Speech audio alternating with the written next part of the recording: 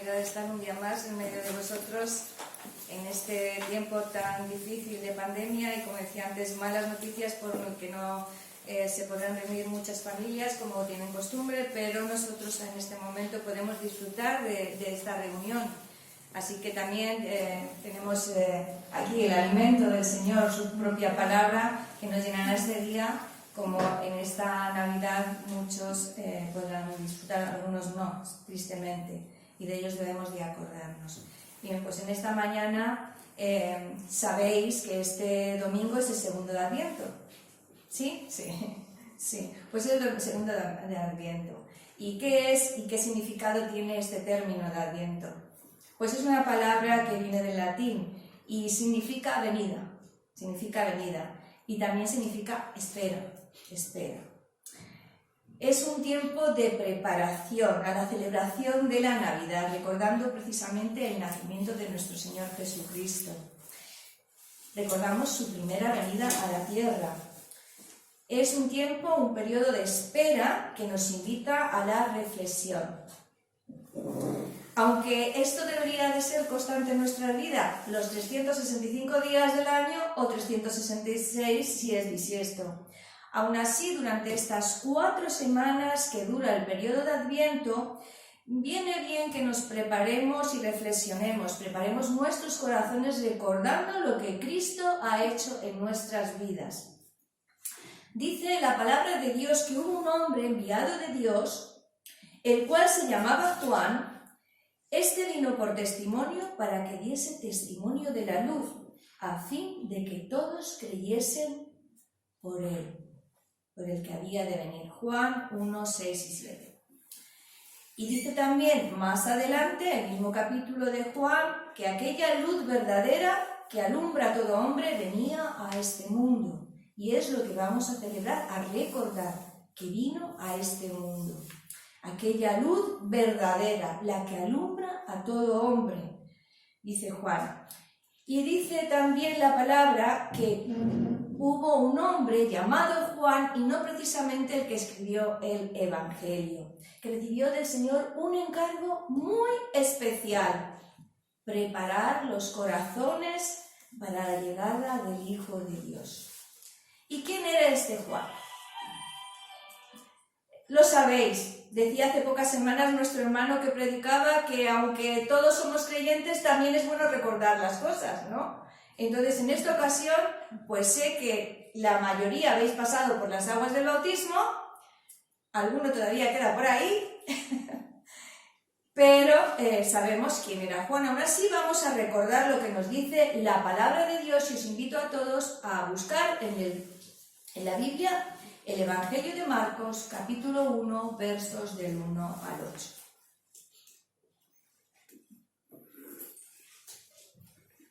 Evangelio de Marcos, capítulo 1, versículo del 1 al 8. Dice así la palabra del Señor, si lo tenéis ya. ¿Tenéis ya? ¿Sí?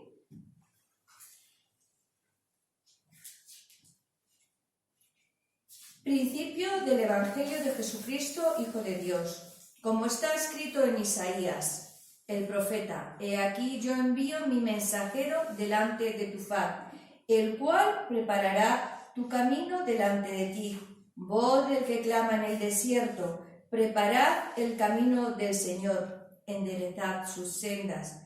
Bautizaba Juan en el desierto y predicaba el bautismo de arrepentimiento para perdón de pecados.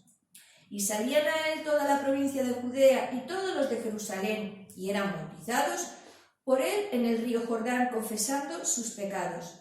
Y Juan estaba vestido de pelo de camello y tenía un cinto de cuero alrededor de sus lomos, y comía langostas y miel silvestre, y predicaba diciendo: Viene tras mí el que es más poderoso que yo, a quien no soy digno de desatar encorvado la correa de su calzado. Yo a la verdad os he bautizado con agua, pero él os bautizará con Espíritu Santo. Que el Señor bendiga su palabra en este día. Juan es mencionado en la Biblia en muchísimos textos, y especialmente los 4 evangelios hacen eco de su vida y de su ministerio. Era un hombre humilde, con ideas muy claras, predicó sin pelos en la lengua el mensaje que le había sido encomendado a figuras religiosas de su tiempo, políticas también, y al pueblo en general. ¿Quién era entonces Juan, apodado Juan el Bautista? Vamos a leer su palabra en el Evangelio de Lucas, capítulo 1 al 5 y siguientes. Dice que hubo en los días de Herodes, rey de Judea, un sacerdote llamado Zacarías, de la clase de Abías. Su mujer era de las hijas de Aarón y se llamaba Elisa. Este matrimonio, Zacarías y Elizabeth, no tenían hijos. Con toda probabilidad habían perdido ya la esperanza de tener un hijo, cuando Zacarías, en su servicio en el templo, recibió el anuncio de un hijo, del nacimiento de un hijo. Con detalles de su vida, además, y del nombre que éste debía de llevar. Con su nacimiento, por supuesto que sí, y en aquella época más, cuando ya habían perdido toda esperanza, pues ellos eran mayores y Elizabeth era estéril, llenó aquel hogar de alegría y gozo. Al nacer dentro de una familia que guardaba los preceptos de Dios, perteneciendo Zacarías y Elizabeth a la familia de clase sacerdotal, damos por sentado que Juan fue educado y enseñado dentro del ambiente religioso de acuerdo a las normas de aquel entonces. Por cierto, que Juan significa el don de la gracia de Dios, un significado precioso. ¿Y qué más datos nos da la palabra sobre Juan? Pues que tenía un estilo de vida demasiado sencillo para nosotros hoy día. Antes que Juan naciese, Dios dio instrucciones e indicaciones sobre su forma de vida, cómo debía de proceder, cómo debía ir, cómo debía vivir. Dice el Evangelio de Lucas precisamente que no debía beber vino ni sidra. Su vida era acorde a los nazareos. Recordemos las instrucciones que Dios dio a Moisés sobre este grupo, los nazareos. Llevaban una vida dedicada al Señor. Y dice en Números 6 y 3 que se abstendrían de vino y de sidra precisamente. No beberían vinagre de vino, ni vinagre de sidra, ni beberá ningún tipo de licor de uvas, ni tampoco comerá, fijaos, uvas frescas ni secas. Nada. En Números 6 también, 5 al 6, dice que todo el tiempo del voto del nazareo, y daos cuenta que en este caso es de antes de que naciera, ya estaba encomendado a esta forma de vida. No pasará navaja sobre su cabeza, hasta que sean cumplidos los días de su apartamiento para el Señor. Será santo, dejará crecer su cabello. Todo el tiempo de su nazareato será santo para el Señor. Por tanto, Juan no solamente no bebía del fruto de la vid, sino llevaría un cabello muy largo, extensamente largo.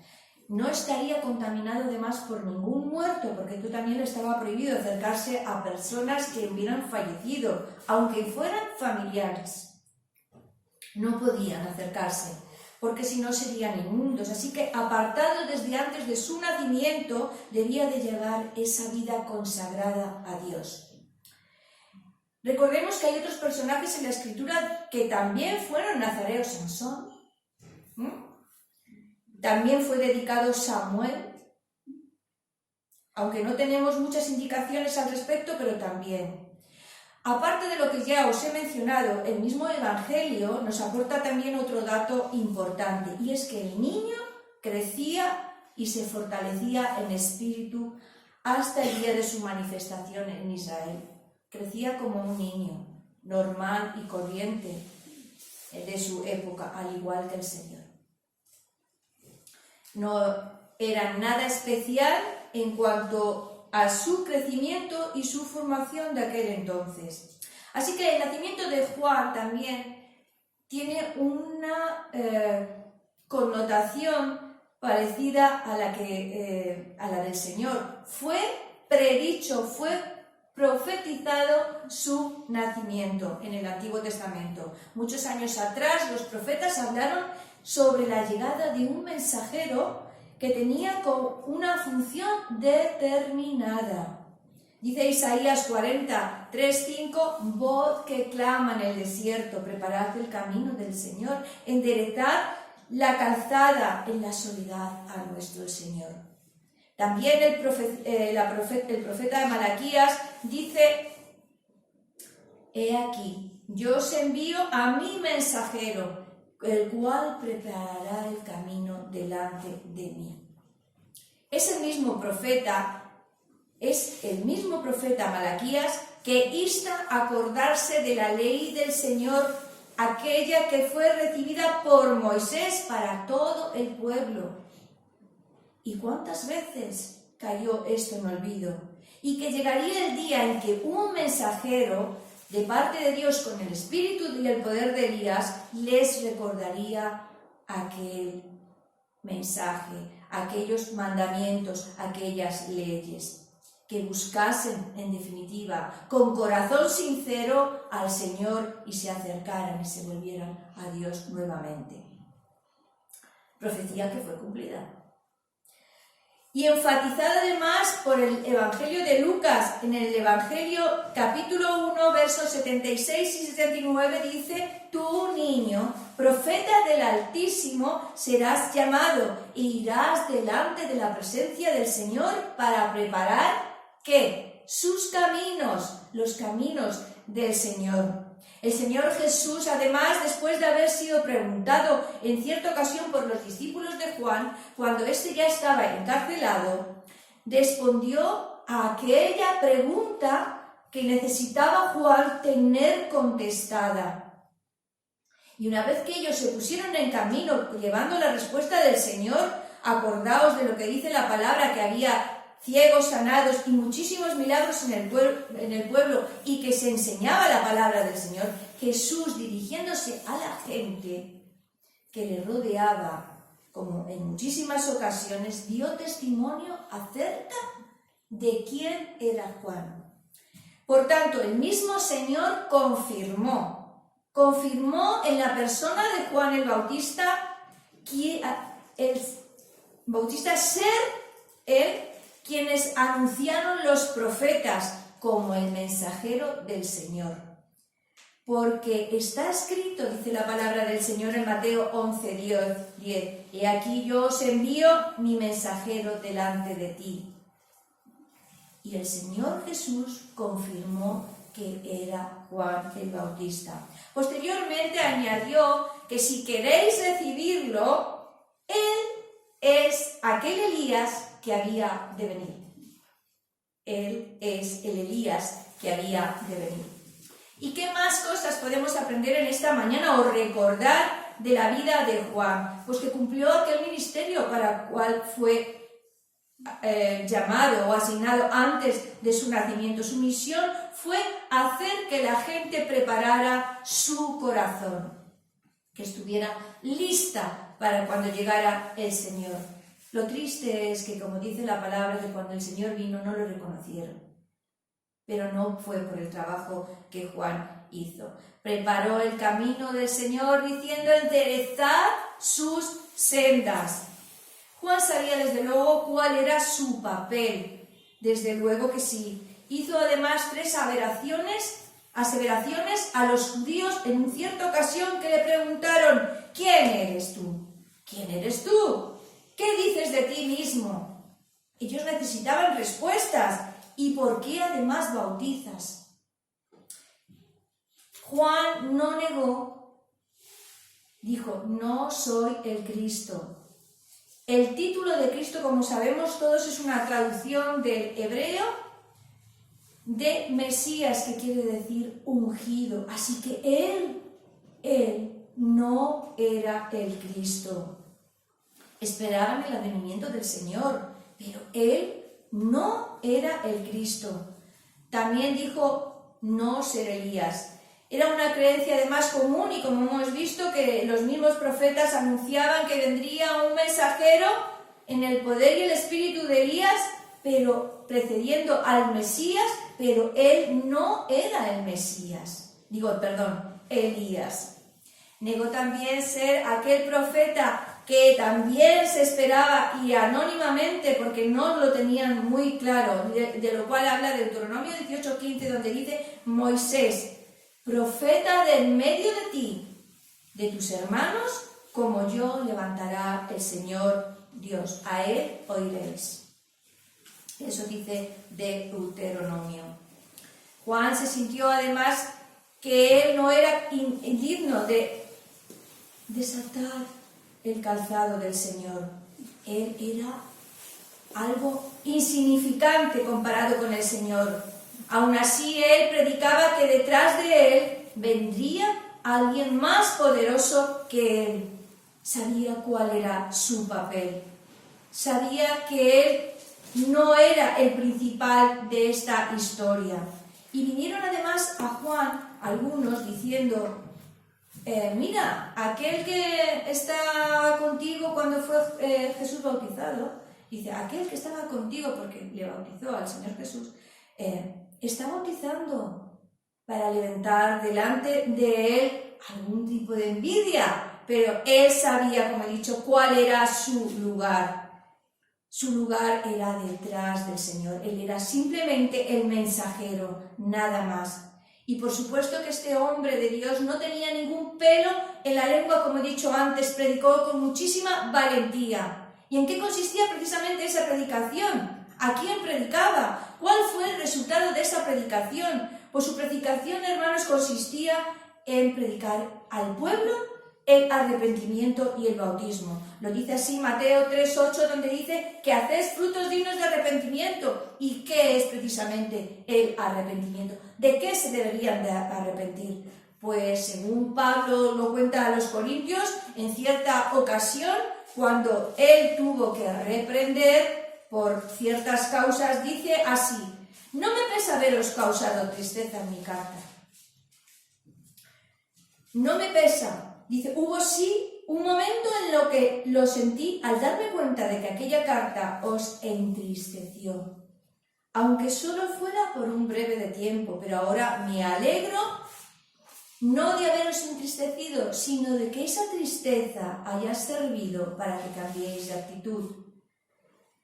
Como fue una tristeza querida por Dios, ningún daño habéis recibido de vosotros. Y es que si la tristeza está en conformidad con la voluntad de Dios, produce un saludable cambio de actitud del que no hay que lamentarse. En cambio, la tristeza del mundo ocasiona muerte.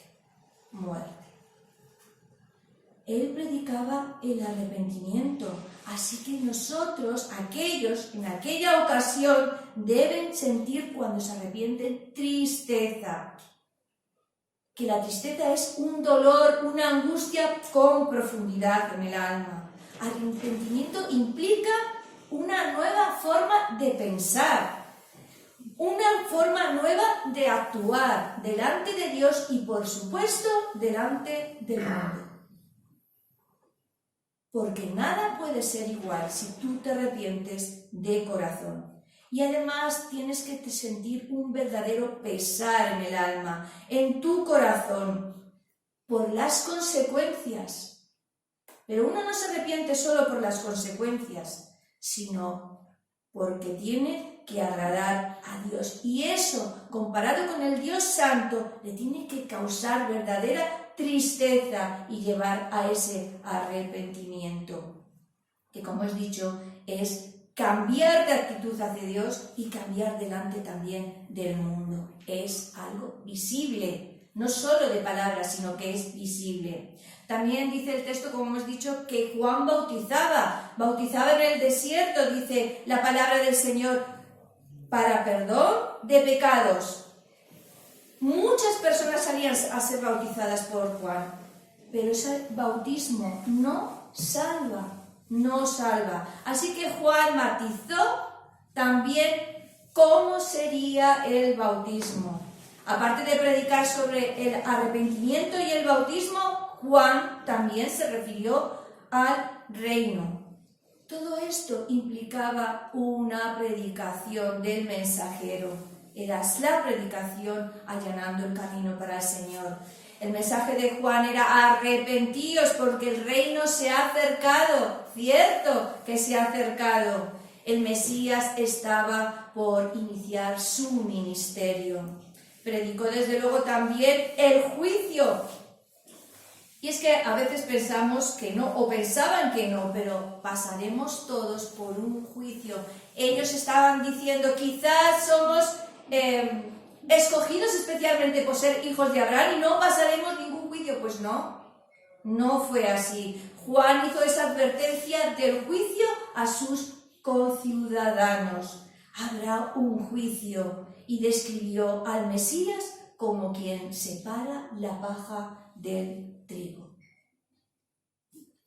Predicó además insistentemente la necesidad de ese cambio, de volverse a Dios, y señaló a Cristo como el único en el que puede haber esperanza, el único que puede salvar. Dijo a sus discípulos y a aquella gente que le escuchaba: he aquí el Cordero de Dios que quita el pecado del mundo, a él seguid, a él seguid.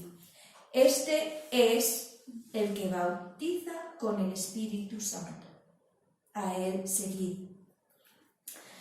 Así que hemos observado en la predicación de este mensajero que no tenía ningún pelo en la lengua para hablar sobre estos asuntos y anunciar el mensaje que le fue encomendado. ¿Y a quién? ¿A quién les predicó? Pues muchos saduceos iban y acudían a él para ser bautizados por Juan. Por tanto, algo debieron sentir, necesitaban arrepentirse, y él les dijo a ellos: generación de víboras, ¿quién os enseñó a huir de la ira venidera? Así que vio que estaba calando aquel mensaje. O como aquella ocasión que le dijo a Herodes: no te es lícito tener por esposa a la mujer del hermano. Predicó contra todo tipo de maldad. Como he dicho, denunció el pecado de Herodes, que estaba viviendo con la mujer de su hermano Felipe. Así que vemos que predicó a todas las clases, no solamente a la gente que acudía ahí, sino que también predicó a multitudes. Salían muchas personas a escuchar a Juan. Salieron también los publicanos. Los publicanos quisieron escuchar a Juan y ser bautizados por él. Y desde luego nada de su popularidad, porque sí la tenía entre el pueblo judío, le hizo caer de su lugar detrás del Señor, un simple mensajero cumpliendo el mandato divino. Así que, ¿cuál fue el resultado de toda esta predicación, de todo este mensaje que Juan anticipó antes del ministerio del Señor? Pues hermanos, que fue, como muchas personas a lo largo de la historia y del Señor Jesús mismo, rechazado y ridicularizado. Él no se sometió a ningún hombre, sino que predicó justo aquello que tenía que hablar a la gente de su tiempo. Fue además muerto por decapitación. Precisamente por envidia de la mujer que convivía con Herodes, por el pecado de ella. Una vez que la hija de esta se puso a bailar en el cumpleaños de Herodes, este prendió un voto, hizo un voto a esta chica, le hizo una propuesta por aquel baile que había hecho delante de él y de todos los convidados, y ahí cayó, porque su compromiso ante todos le llevó a mandar decapitar a este mensajero, al Juan el Bautista. Ese es el resultado de una vida sirviendo al Señor. Tú, como Juan, ¿sabes cuál es tu lugar? Juan era un hombre humilde, nunca quiso ser más que el Señor. Se consideró indigno de desatar la correa del calzado del Señor.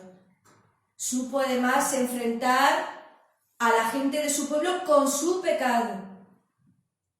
Les instó al arrepentimiento y a que fueran bautizados, pero les indicó claramente que él no era el siervo.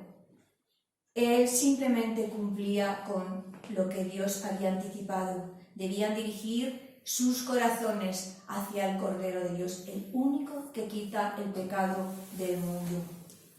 Y en esta mañana vamos a recordar precisamente ese sacrificio de nuestro Señor Jesucristo en la cruz, porque Él murió para que fuera quitado el pecado de este mundo, que es eficaz solamente en aquellos que creen por fe, no en todo el mundo, sino en aquellos que creen por fe y le confiesan como el único Hijo de Dios que quita el pecado del mundo. Vamos a participar en esta mañana de la Cena del Señor